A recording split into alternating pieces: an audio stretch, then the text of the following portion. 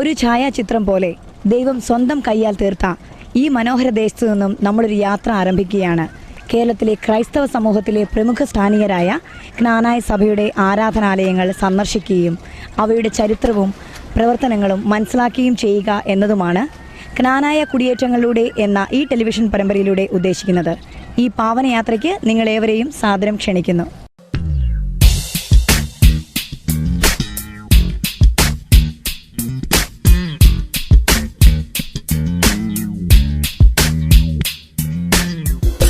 നമ്മുടെ കോട്ടയം ടൗണിൽ നിന്നും ഏകദേശം ഒരു 12 കിലോമീറ്റർ പടിഞ്ഞാറ് മാറി നമ്മൾ ഏറ്റവും ഇഷ്ടപ്പെടുന്ന, അതായത് ലോകത്തിലെ ഏറ്റവും പ്രധാനപ്പെട്ട വിനോദസഞ്ചാര കേന്ദ്രങ്ങളിൽ ഒന്നായ കുമരകത്ത് വേമ്പനാട്ട് കായലിലൂടെ ഞാൻ ഇങ്ങനെ ഒരു യാത്ര നടത്തിക്കൊണ്ടിരിക്കുകയാണ്.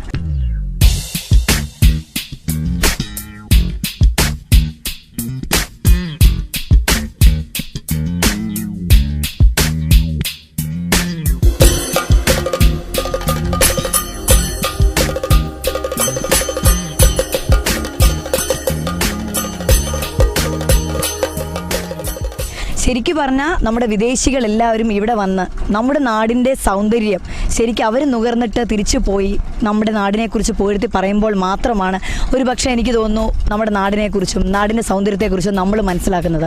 സമയം കിട്ടുമ്പോഴെങ്കിലും നമ്മളെല്ലാവരും നമ്മുടെ ഈ കൊച്ചുനാട് ഒരുപാട് രസകരമായ, അല്ലെങ്കിൽ നമുക്ക് മനസ്സിന് സന്തോഷം തരുന്ന ഒരുപാട് നല്ല നല്ല പ്രകൃതി ഭംഗി ആസ്വദിക്കാൻ പറ്റിയ ഒരുപാട് സ്ഥലങ്ങൾ നമ്മുടെ ചുറ്റുമുണ്ട്. പക്ഷെ നമ്മൾ പലപ്പോഴും കാണാതെ പോകുന്നു ആ സ്ഥലങ്ങളെല്ലാം. അതിൽ ഏറ്റവും പ്രധാനപ്പെട്ട ഒന്നാണ് നമ്മളിപ്പോൾ നിൽക്കുന്ന കുമരകം.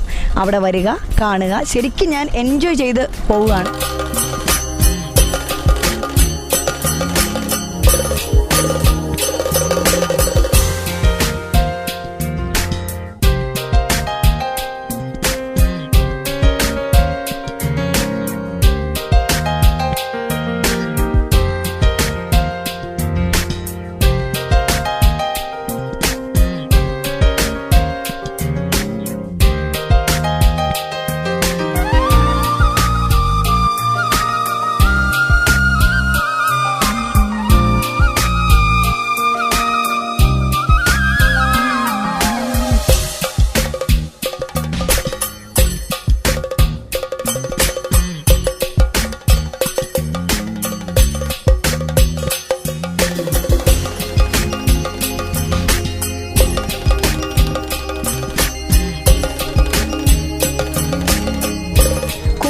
മറ്റൊരു അട്രാക്ഷൻ എന്ന് പറയുന്നത് കെട്ടുവള്ളങ്ങൾ, അതായത് നമ്മൾ ഇന്ന് കാണുന്ന ഹൗസ് ബോട്ടുകൾ.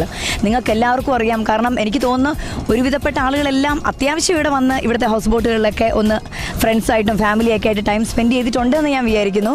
കാരണം ഇവിടുത്തെ ഏറ്റവും വലിയൊരു അട്രാക്ഷൻ തന്നെയാണ് ഈ കെട്ടുവള്ളങ്ങൾ. ഇതിനൊരു ചരിത്രം കൂടിയുണ്ട്. പണ്ട് കാലത്ത് പണി ആവശ്യങ്ങൾക്കായി കക്കയും മണ്ണും തൊണ്ടും ഒക്കെ കൊണ്ടുപോയിരുന്ന കെട്ടുവള്ളങ്ങളുണ്ടായിരുന്നു. അത്തരം കെട്ടുവള്ളങ്ങളാണ് രൂപാന്തരം പ്രാപിച്ച് ഇന്ന് കാണുന്ന ഹൗസ് ബോട്ടുകളായിരിക്കുന്നത്. കാരണം ഒരുപാട് ടൂറിസ്റ്റുകളാണ് ഈ ഹൗസ് ബോട്ടുകൾ മാത്രം അന്വേഷിച്ച് ഈ കുമരകത്ത് എത്തുന്നത്.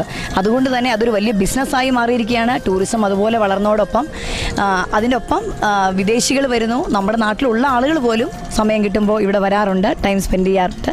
അത്തരത്തിൽ ചില ഹൗസ് ബോട്ടുകൾ നമ്മൾ ഈ പോയിക്കൊണ്ടിരിക്കുമ്പോൾ വേമ്പനാട്ട് കായലിൽ കാണാം, നിങ്ങൾക്ക് കാണാൻ പറ്റും.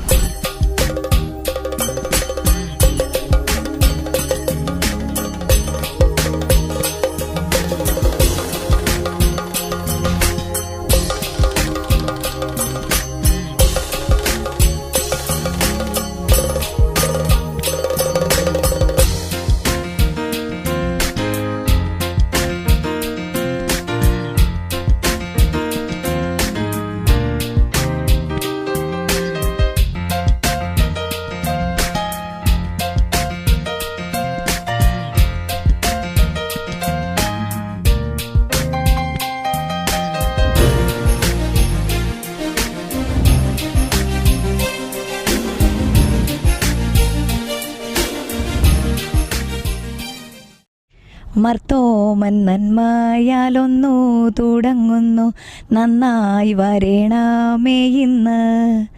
കേരളത്തിലെ പുരാതനമായ ക്നാനായ സഭയുടെ ഈ ഏറ്റവും പ്രസിദ്ധമായ പാട്ട്, എനിക്ക് തോന്നുന്നു ഞാൻ അത്ര നന്നായി പാടിയില്ലെന്ന് ക്ഷമിക്കുക. ഈ പുരാതനമായ ക്നാനായ സഭയ്ക്ക് ഒരു ചരിത്രമുണ്ട്. AD 345 ഇറാഖിലെ കിനായി ദേശത്തു നിന്നും വ്യാപാര പ്രമുഖനായ ക്നായി തൊമ്മൻ്റെയും ഉറഹായിലെ യൗസേബ് മെത്രാൻ്റെയും നേതൃത്വത്തിൽ 7 ഇല്ലങ്ങളിൽപ്പെട്ട 72 കുടുംബങ്ങളിൽ നിന്നും 400ഓളം വിശ്വാസികളെ വാണിജ്യ വ്യാപാര ആവശ്യത്തിനും അതുപോലെ തന്നെ പ്രേക്ഷിത പ്രവർത്തനങ്ങൾക്കുമായി കടൽ കടന്ന് ഭാരതത്തിലെത്തിച്ചു. അന്ന് വളരെ അറിയപ്പെട്ടിരുന്ന ഒരു വാണിജ്യ വ്യാപാര കേന്ദ്രമായിരുന്നു തെക്കുഭാഗത്തുള്ള കൊടുങ്ങല്ലൂർ. അങ്ങനെ കൊടുങ്ങല്ലൂരിലെത്തിച്ച് പിന്നീട് കാലക്രമേണ ചുറ്റുവട്ടത്തുള്ള മറ്റു പ്രദേശങ്ങളിലേക്ക് കുടിയേറി പാർത്ത ഇവരിൽ നിന്നുമാണ് കേരളത്തിലെ ഏറ്റവും പുരാതനമായ ക്നാനായ സഭയുടെ പിറവി.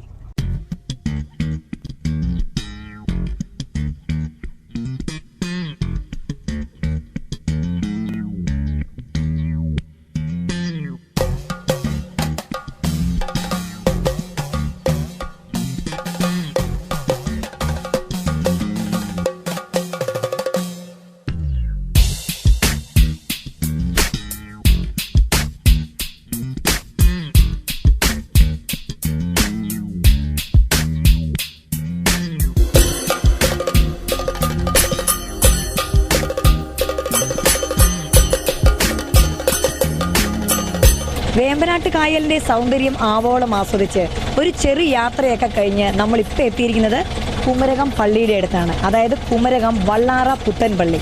ഇനി നിങ്ങൾക്കറിയേണ്ട എന്താണെന്ന് എനിക്കറിയാം. ഈ പള്ളിയുടെ ചരിത്രവും അവിടുത്തെ വിശേഷങ്ങളുമാണ്. ഇതറിയണമെങ്കിൽ നമ്മളിവിടെ പോയേ തീരൂ. നമുക്ക് എന്തായാലും പള്ളിയിലേക്ക് പോകാം.